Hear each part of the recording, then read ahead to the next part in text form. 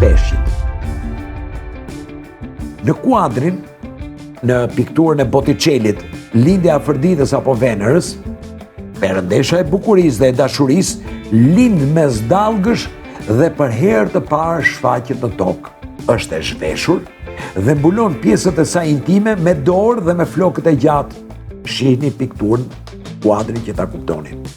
Shoqëruese e saj, një nimf, është e veshur dhe i ka zgjatur dorën ku mban një mantel që po ja jep Venërës për t'u mbuluar.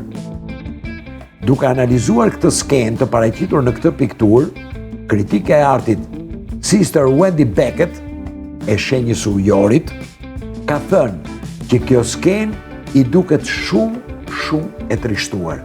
Sipas mendimit të saj, kjo skenë simbolizon faktin që ne, qeniet njerëzore, nuk e durojmë dot përballjen me bukurinë sublime dhe përpiqemi që këtë bukuri ta mbajmë të mbuluar e në një farë mënyre edhe të fshehur. Detyra juaj o peshq është që në ditët në vazhdim i kapërceni ose ta kapërceni një ngjarje të ngjashme. Mësoni të shijoni përpara një bukurie të rrallë që është në gjendje të transformojë e të prek edhe më të ngurtët, e mos u mundoni ta fshihni atë.